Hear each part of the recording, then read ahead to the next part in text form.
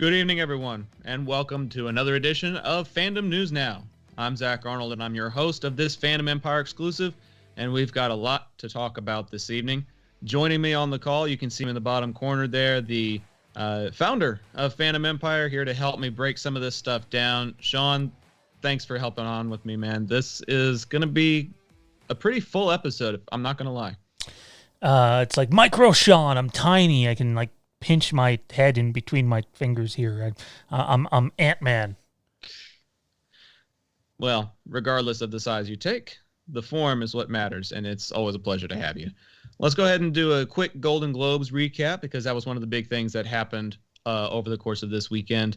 The biggest winners of the 78th Globes included Nomadland and the Borat subsequent movie film. Sacha Baron Cohen took home the Best Actor award, and the movie took home Best Comedy, I believe it was.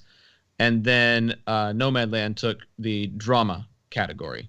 Among other notable achievements of the night, Chloe Zhao, the director behind Nomadland, became the first woman to win the Best Director award since 1984, when Barbara Streisand secured the win with Yentl. Despite nominations for black actors and filmmakers being rather few, the winners were not in short supply. John Boyega, Daniel Kaluuya, Andra Day, and the late Chadwick Boseman all took home awards during Sunday's ceremony. Jean-Baptiste also scored Best Score alongside Trent Reznor and Atticus Ross. Soul took home the award for Best Animated Film. Probably not much surprise there. There wasn't a whole lot of competition. And co-stars, co-directors Kemp and Powers and Pete Docter all took home trophies that evening. For the television awards, Schitt's Creek, Queen's Gambit, and The Crown all dominated across the acting and best series categories. The Globes ended up hosting medical personnel and first responders in lieu of the traditional night full of stars. Sean, were there any surprises from the Globes, or have you been keeping up with the Globes results? Well, I love that chuckle. Until I read your notes, I didn't even know they happened. Wonderful. Wonderful. Yeah, You're the host of a pop culture channel, and you didn't even know the fucking the Golden Globes had happened. Great job. Yeah, no, good shit, right? Good shit, right? Real on top of things. Great fucking job. I was really pleased to see the representation for black actors and directors, particularly Chadwick Boseman winning an award posthumously. Definitely deserved, and it was a really nice tribute being able to honor him the way that they did. Chloe Zhao is going to be the director of the Kenobi series, and we've got some Kenobi news to talk about this evening. Her winning an award was something that was Deborah Chow. Oh, I was like, wait a second. I got my names mixed up. Okay, wasn't Chloe supposed to be the one for the Eternals? I believe so. That sounds. I believe more she like is. It. I got my names and my franchises mixed up. I apologize. Deborah Chow. Wait, is there Kenobi news I didn't know about? There is Kenobi news, but not in relation to Chloe Zhao. My apologies. But there were some really interesting pieces of information that came out over the course of this week, and it's going to be really tough to get into all of it in such a short amount of time. You present me with a really interesting challenge, sir, trying to tackle all of this in a half an hour, and in doing so, my mind gets a little scattered sometimes, not going to lie.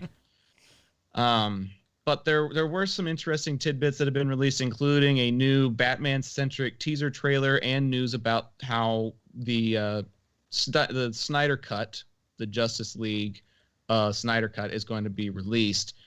If you haven't seen the teaser, I would recommend going to see it. It's only 55 seconds in length, and it's really fascinating taking a look at the Batman character, and it's going to be interesting the way that they're presenting it, because they announced the other day that there's going to be 6 chapters to the Justice League. Wait, so it's not? I thought it was all one movie.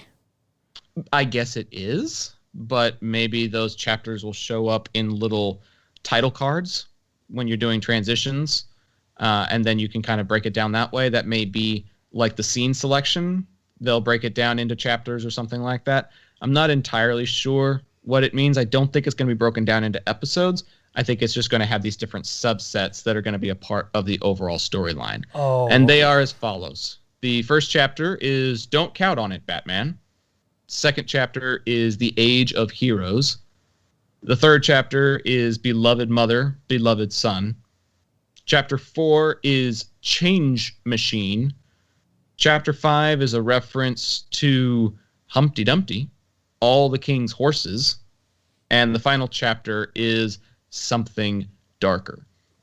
Not entirely sure what these may mean. I feel like the Age of Heroes is something that was alluded to in the original cut, and we may see it get rehashed in a different way. But it's interesting to see how the presentation continues to elude us, and we're not that far away from it being released. So is it going to be broken up into 6 sections? Is it going to be one long movie? Maybe it's a little of both. This is kind of uncharted territory for movies, especially with the releases on HBO Max. So I'm curious to see what comes of it either way, honestly. Toronto Freddy says, I don't like that Joker still has that ridiculous laugh. And Kenny says, I like the Batman teaser for Zack Snyder's Justice League. Looks pretty cool.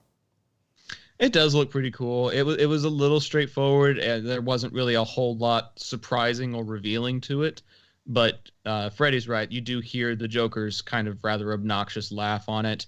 I really don't know how big a role the Joker's going to play in this film. I'm hoping it's not very large, but there's a lot that Snyder is trying to cram into this film, and to try and cram, a Joker talking sequence in addition to everything else that they're putting together, it's ambitious to say the least. But will that ambition pay off? I guess only time will tell. But let's see. I think Kenny sent in another chat. I'm 50-50 on the Zack Snyder Justice League. While I'm excited to see Zack's cut come out, I will be glad when DC films can move on to other projects. Yeah, that's a very good point, Kenny. It feels like it's time to move on, and that's exactly what we're going to do. We're going to move on to another topic, and it's going to flip universes. We're going to go from the DC universe over to the Marvel universe. A few days ago, there were some set photos released from Thor: Love and Thunder. And what's interesting is the players from Loki's play in Ragnarok are the ones that are being featured in these set photos with Taika Waititi. You hardly see any resemblance or any notion that the original cast is there. You don't really see anything of Chris Hemsworth. You don't see anything of Tom Hiddleston, but you see all of their fake actors apparently working on some sort of stage production. And it's basically a retelling of the things that happened in Ragnarok. And you're going to see Matt Damon in these pictures as fake Loki. You're going to see Chris's brother Luke as fake Thor. Sam Neill from Jurassic Park comes back as fake Odin. And the newcomer on these set photos, this is what helped make the official announcement. They had to make the official announcement because the set photos leaked. Melissa McCarthy is going to be playing the stage version of Hela, the villain from Ragnarok, which was originally played by Cate Blanchett. Dude, going from Cate Blanchett to Melissa McCarthy, that is probably one of the funniest castings I've seen in a long time, and it made me so happy. I don't know if Melissa McCarthy gets enough credit for how good of an actress she actually is. I know a lot of people are like, oh, there it is, goofy Melissa McCarthy, but she's got some range, man, some range, although I suppose in this she's probably going to be goofy Melissa McCarthy. Probably. But it also sort of makes me intrigued if we're going to see Loki in the film or not. Not sure how that would be possible, but I suppose we'll have to wait and see. Yeah, considering the circumstances of what happened in Endgame and considering he's getting his own TV show before that, the Loki series is supposed to come out this July, and Love and Thunder is still filming. So we're going to get the Loki story before we get Love and Thunder. Maybe they'll tie in together. Maybe they won't. That is really something we'll just have to wait and watch the show for. I guess that's the reason why they're distributing it before Love and Thunder. Maybe it ties in, maybe not. But David Cameron says that she kills it on SNL. That is absolutely true. And keeping with the Marvel conversation, Toronto Freddy is super excited about the WandaVision finale coming up this night/early morning. I really don't know if I'm going to have to get up early to watch it or if I'm going to have to stay up late to watch it because it's like 2 a.m. here to watch it. But I am definitely catching it so that I don't get spoiled. I've heard that it's better to see it sooner rather than later because the later you take to watch it, the more potential you have for some things that tie into Doctor Strange and the Multiverse of Madness to get leaked to you. I really got to say, it really bothered me when the director of the episode came out and said, well, people are probably going to be let down by the episode because of all these expectations of a huge, massive cameo. And I sort of just thought to myself, your fucking cast is the one that said there's going to be multiple cameos and one that, matches Luke Skywalker at the end of The Mandalorian Season 2. It's like, if anybody set fan expectations high, it was you guys, not the media. So if it falls short of expectations, the blame is on them and them alone. Particularly one Mr. Paul Bettany, because he made a joke that went over everybody's head when he referenced the idea of there being a big cameo with some other actor showing up that he's wanted to act opposite his entire career. And it turns out he's just playing another version of himself, and he's going to have screen time with himself through, clever CGI and whatnot. And nobody really understood that he was talking about himself, and they started thinking that it was going to be Patrick Stewart or Benedict Cumberbatch or somebody like that.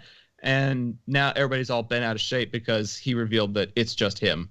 So you can't have your cake and eat it too in this business. And unfortunately, that's kind of what seemed to have happened here. But I do still anticipate, even if there's not going to be a big cameo, there's probably going to be a pretty big piece of the storyline still left to unfold. The whole name drop of the Scarlet Witch in the last episode is definitely a precursor to something. And with this episode being almost an hour in length, I feel like there's going to be a lot to cover and not a lot of time to cover it in. I mean, fair. You almost got to pick and choose. You only have half an hour, right? So, yep, that is true. Kieran wants to know if there's any Leprechaun news. Any Leprechaun news? The news is there's no news, and no news is good news. Speaking of news, there is a really, really intriguing story coming up that is going to have a really, really interesting cast. Regé-Jean Page has been cast in a movie called The Gray Man, and it's a Russo brothers production that already has Chris Evans, Ryan Gosling, and Ana de Armas.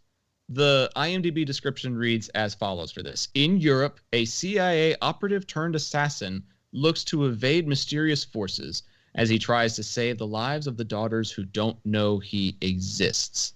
So you get Page, Evans, Gosling, and then other reports from other outlets have come in saying that Alfre Woodard and Billy Bob Thornton are also reported to be in this Russo brothers production. So even though they're not working on MCU projects, their namesake, the Russo brothers, is getting a lot of attention and just recently brought in the Earl of Hastings, or the Duke of Hastings, from Bridgerton on Netflix, which my girlfriend just recently got me to watch, and I have some thoughts that probably should be saved for another episode. I know we're running short on time, but I just got to ask because we've never had this conversation before. Are you a Billy Bob Thornton guy?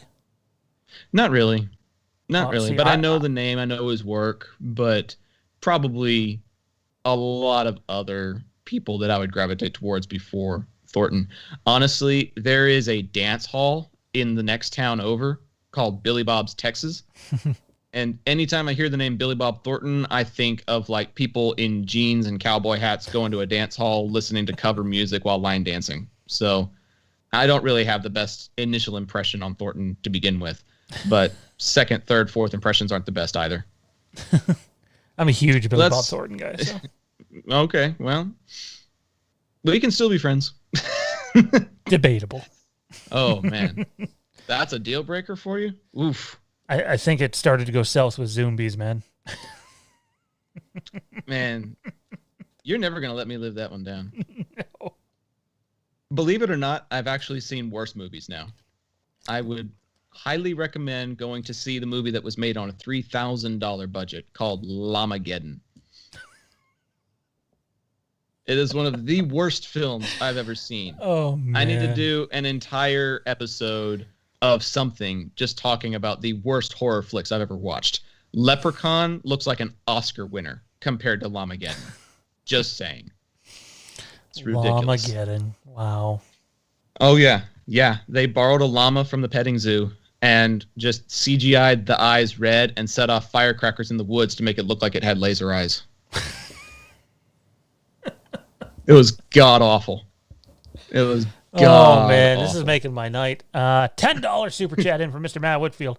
How you cannot be impressed by Sling Blade? Sling Blade. Help? Dude, I'm lost. Matt, are you all right, bud?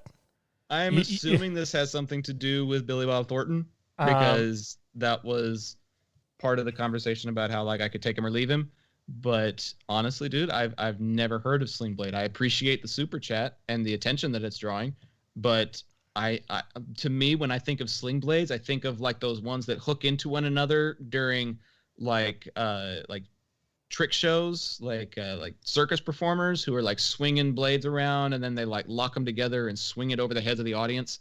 Like those are the things that I initially think of. Kieran says his acting in A Simple Plan is fantastic. Okay, you guys are asking me to look at stuff that I really have not looked at, and we're also a little short on time, so I'm going to move along because one of the biggest pieces of casting news that came out this week was the report that one Miss Indira Varma has been cast in the Kenobi series. Now, there's some other Kenobi news that we teased at in the promo, but I want to pay a minute or so attention to this at least because everybody may know her from Ilaria Sand in Game of Thrones, but Deadline is reporting that she has joined the cast of Kenobi, Sean, and there is a lot of fan speculation about who she could end up playing. A lot of people want her to just be a new original character, but some people are looking at the facial features and drawing comparisons to Governor Pryce from Star Wars Rebels, and the dark horse favorite is for her to be Asajj Ventress, of all people. It's what funny do you make of this news, and who would you make her out to be? That's not the names that I've heard. The name that I heard was Satine Kryze, which would make sense if we're doing Clone Wars flashbacks during Kenobi. If we're doing flashbacks, then maybe. But there were a lot of people who wanted closure on that storyline. The threads that I was seeing on different message boards were saying that she was kind of the outsider pick. But if they do a flashback, I could see it. But, I mean, that's pretty big shoes to fill considering what Anna Graves was able to do with the role in the animated series. But I think Varma definitely has the gravitas for such a role. I just don't think she would be able to play like a helpless damsel kind of the way Satine is. Like, she kind of has to be rescued in most situations.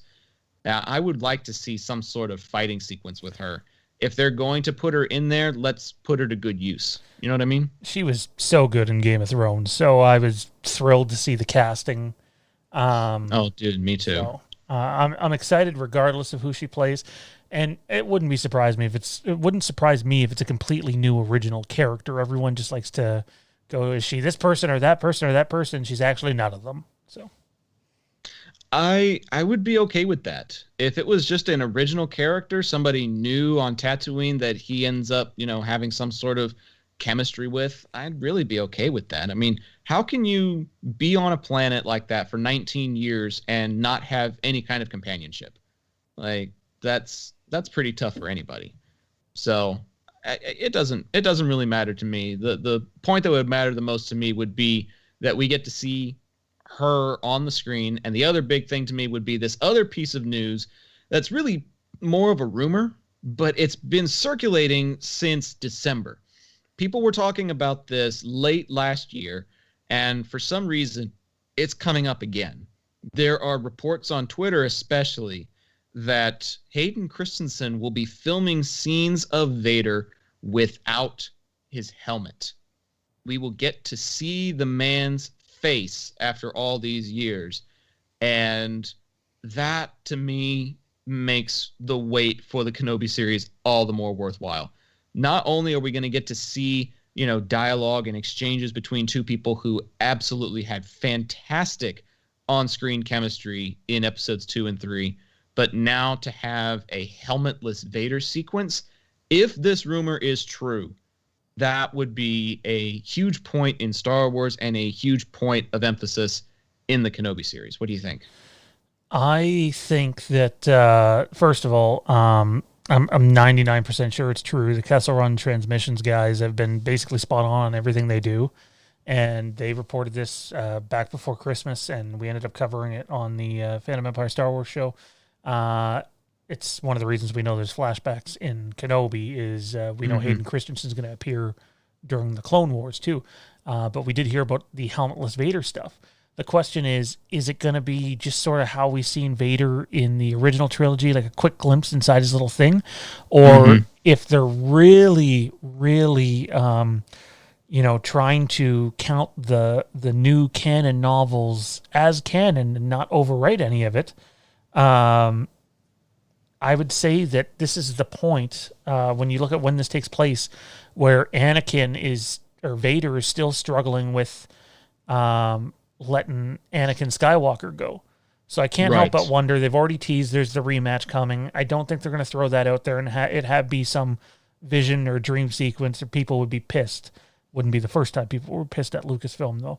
Oh, wow. Never happened before. Right. I just can't help but wonder if there's like this dialogue between the two, and he like takes his helmet off to show Kenobi like what he did to him, sort of thing. And like that would just be this, if done right and filmed right, amazingly epic moment. It absolutely would be. This is all still just a rumor and a report until we get something a little bit more certifiable. But the fact that it's being circulated again leads me to think that somebody read it in a script, or they're getting ready to shoot something and it leaked to somebody and it leaked to somebody else. There's always a rumor mill, and there's always a grain of salt that you have to take these things into consideration with. But the fact that it was being circulated for a while and is circulating again tends to give it a little bit of credence for me. Kieran wants to know quickly, what's your favorite Star Wars movie? He hasn't heard you talk about Star Wars much. That is a pretty good question. It kind of rotates what my second favorite is, but Empire Strikes Back is my number one. Like, I can watch Empire Strikes Back over and over and over again and never get tired of it. It's in your 5 movies you never say no to. That's in that 5 movies that I never say no to, right up there with The Dark Knight, Jurassic Park, Lion King, and Guardians of the Galaxy. So, Empire Strikes Back would be my number one, but my number 2 kind of rotates sometimes. Every now and then it's Revenge of the Sith. Every now and then it's Rogue One. And every now and then it's actually The Force Awakens sometimes. I enjoy the adventure they go on there. So it's really the number 2 spot that's in flux more than the number 1 for me. Good stuff. We are getting close to the end of this episode. It's going to be a little bit of an abbreviated episode this week, just due to circumstances. If you have any other questions, be sure to send them in now. Send them in a super chat if you can. I know it's been a little faulty, so that we are certain that we're able to get to your questions. Just a couple more tidbits, and we'll have a Q&A segment at the end of the show. So one other piece of news that we kind of teased at before we went live was that there's going to be some stuff from the Alien franchise. And we got Alien Isolation back in 2014, and it was supposed to be like a additional piece of the storyline to the original Alien movie. And now we've got our first look at Aliens Fireteam. Now, the plural is important because apparently this game is supposed to be the Alien Isolation of the Aliens movie, in the sense that this co-op third-person survival shooter set within the Alien universe is going to be an additional component of the Aliens movie, the second film. So we're going to get a co-op shooter game, and we're going to have it as a different part of the Aliens universe. So their tagline is Survive the Hive, and it's supposed to be coming out this summer. I have seen very few games that I'm actually really interested in buying. I don't have a whole lot of time for video games just because of the nature of all the stuff that I do. But I would like to get back into games a little bit more. And this is one that I am seriously considering picking up just because of the gameplay and the nature of the storyline and how much fun I had with Isolation. This is definitely one that I'm going to be on the lookout for this summer. I'm not a big Alien guy, but I'm all for co-op survival type games. And I think we need more games like that aren't focused on microtransactions and all that nonsense. So intriguing. I don't know if it'll be as good as Friday the 13th, but we'll have to wait and see. Indeed, we shall. The last little bits of news are really about season renewals. I know that there is some other stuff that dropped today. We might try and get to it next week. There's just not a whole lot of time to cover all the things that we want to cover, if I'm being totally honest. So get your questions ready, chat. We're about to get to them. The biggest pieces of renewals are that The Simpsons has been renewed through season 34. You heard that right. 34 seasons of The Simpsons have been guaranteed, and this slate is supposed to go through at least 2023.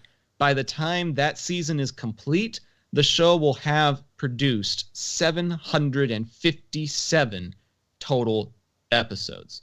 There is a Simpsons land at Universal Studios, and I'm beginning to understand a little better why. Because with a longevity like that, you deserve to have a section of a theme park named after you.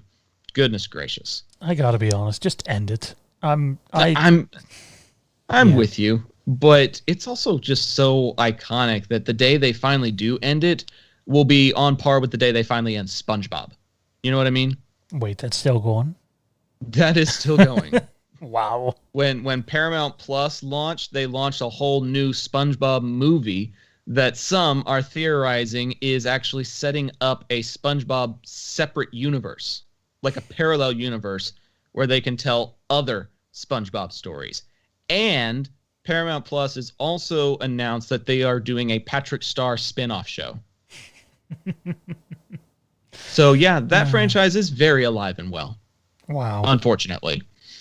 Now, going to the opposite end of the spectrum, Superman and Lois has been renewed for its second season, and it has only aired 2 episodes. Episode 3 airs March 9th, and based on the reception of these first 2 episodes and a look at what the rest of this season has to offer, the executives have already greenlit this Tyler Hoechlin-led series, Superman and Lois, officially getting a season 2. I honestly don't know what to make of this. I feel it's too soon, but if the ratings are good enough for 2 episodes to order 2 seasons, by all means, knock yourselves out. I'm a huge Smallville guy, so I don't think it'll ever touch that for me, but and I haven't seen the show yet, but people who were going into it with very low expectations have told me that it's actually quite good, like it's on par with HBO level production. But still gets into some of those CW tendencies at times, and but apparently it's a step up on the Arrowverse and has nothing to do with the Arrowverse, so that made me excited.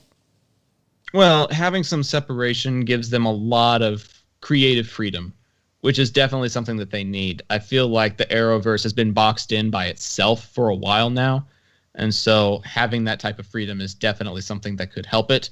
I am just so frustrated that a show like Superman and Lois will get a second season ordered after 2 episodes, but we can't get a goddamn second season of Firefly. What the fuck? I'm still bitter. It's been 20 years, and I'm still bitter. Fucking Fox. Yeah. Ugh. All right. That's just about all of the highlights that we've got for this week's stuff. I know that there is a little bit of a Halloween tidbit that was covered in the episode of Phantom Empire that aired right before this. Anything that you feel is worth noting for the Halloween fans that may have missed some of those highlights or just want to have it reiterated as part of tonight's coverage? The big thing is a lot of people just get so hooked on this Blumhouse thing, and they think that they just don't have and it's not an insult, I mean this in the best of ways, they don't have an understanding of how the movie industry works, and they think, oh, well, Blumhouse is making the movie, so that means they're in charge of how and when the movie releases, and they're not. That's Universal. So pay attention to what's happening with the Fast 9. Fast 9 moved to June 25th, and it's as much as I love Halloween, Fast and the Furious is a way bigger franchise than Halloween, and is way more important to Universal. So if they end up releasing that movie sometime around that time, then I think you're going to see Halloween Kills around the time it's slated for, whether it's in movies, movie theaters, or premium video on demand, or both. So yeah. So keep an eye on Universal releases to be able to keep tabs on if there's going to be any move in the release for Halloween Kills. Agreed. Okay, that's fair. All right, on to the Q&A segment. Final call for question and answer. Sean, do you have any movies that you would never say no to while we wait for a couple of questions? Are there things out there that if somebody asked you, do you want to watch this? You roll to credits and they turn to you and say, do you want to watch it again? You will never say no to them over it. Halloween 4, Empire Strikes Back, Revenge of the Sith, The Shining. There's a lot of movies. Probably Inception. Inception's way up there for me. Okay. I mean, The Dark Knight too. The Dark Knight and The Dark Knight Rises. I love them both. So those are way up there. We actually have a few questions that didn't get talked about a little earlier on, though. Or comments. Toronto Freddy says, Doctor Strange is definitely going to appear. I'm assuming he's talking WandaVision. Do you think that's going to happen? Because I'm more in line of thinking maybe one of those rumored Spider-Men appear, since that movie comes before Doctor Strange. That movie does come before Doctor Strange, but the reason there's all this Doctor Strange speculation is because Elizabeth Olsen has been confirmed to be cast in Multiverse of Madness. So if there is a Cumberbatch appearance, I feel like it would be one of those big reveals at the very end of the episode, or possibly a post-credit scene. They've done post-credit scenes the last 2 or 3 episodes as kind of like a precedent setter to let you know that this actually happens. So I could see it happening in a post-credit scene, but I'm kind of on the fence on whether it's actually going to happen at all. I'm trying to keep my expectations low so that I can have my mind blown the way it was when Evan Peters showed up. But my expectation is not very high for this whole mind-blowingness of the season finale. I would like to have my mind blown, but I'm not going in with that expectation. That way I'm not let down. So help me out here. We're going to get a little spoilery here. I haven't seen it. I got to be honest. I don't have much interest. I tried the first episode or 2, and it just didn't do it for me. I know the Evan Peters thing. So I know the girl there, whatever her name is, was behind the whole Evan Peters thing. But is that Evan Peters actually the Evan Peters from the X-Men movies, and she brought him there, or just a figment of her creation? That is something that hasn't been revealed yet. Oh, okay. And that is part of what we're hoping to find out in the finale, because we find out towards the end of that big reveal that, you know, Agnes is actually Agatha Harkness, and you see the manipulation, but you don't see what happens to Peters afterwards. Like, he hasn't shown up since then. And so it's tough to tell whether he was like transferred there, or if that's actually him, or if it was just a ploy the whole time. I would like to believe that he actually is Quicksilver and he's just under a spell. And when Vision finds a way to snap him out of it, he comes back to reality the way Norm does when Vision knocks him back into reality. He realizes that he's a powered person. He realizes that he has the ability to help, and then he goes and does it. So he was super fast when he was there. So unless the hypnosis actually gives him the super speed power, I would like to believe that he actually is some version of Quicksilver, and that he'll make an impact on the season finale. I would hope so, because I some people might disagree, but if it's just some creation of whatever that character's name is, I feel like that's extremely misleading to fans and kind of a waste, to be honest. But that's just my opinion. Kieran says, "Don't hate on the Arrowverse," and he's talking about me. Well, the Arrowverse is full of some great moments and an outrageous amount of mediocrity, and it's a lot of repetition for me. After a while, the story just felt rather redundant, especially in The Flash. Yep. And it just got old. and I was ready for something new. And that's about the time I discovered Game of Thrones, and I never looked back. I guess not. They're not even comparable. No, definitely not. Kieran asks us in the chat, tell us some actors you like, Zach. I love Tommy Lee Jones and Jeff Bridges. Jeff Goldblum. That's a pretty obvious one for anybody that knows me and knows my work. I really like Chris Evans. I've always liked him as Captain America, and I really liked him in Knives Out. Probably, who is it that plays? Why can't I think of his name? Sam Neill. I liked him in Hunt for Red October and Jurassic Park, and then he plays Ned Stark, and he's in Lord of the Rings. Why can't I think of his name? Oh, Sean Bean. Sean Bean, yeah. I saw him in this thing called the Frankenstein Chronicles too, and like the poor man just can't have a good day in whatever franchise he's in. And I really, really hope that one day he does get something where he has a good day. And probably Patrick Stewart. I loved him in The Next Generation, loved him in Picard, loved him in X-Men. So those are probably a few of my favorites. This is a question I'm going to toss over to you, Sean. Kenny asks, do you think the trend in newer shows being 13 to 15 episodes is better than 22 to 23 episodes? I think younger Sean would have been like, no, I need more. There's got to be more. Give us 30 episodes a season.